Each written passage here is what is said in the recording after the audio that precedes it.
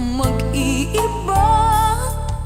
Nakakita ba ng higit sa akin?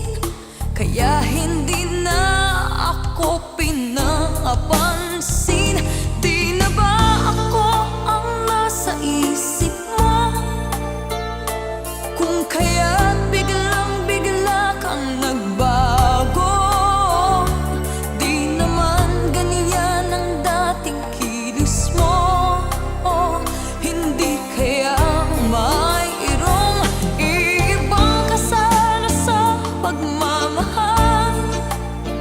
Ngunit ano ang aking gagawin naman? Kahit na malaman ko'y minamahal pa rin tanging ikaw.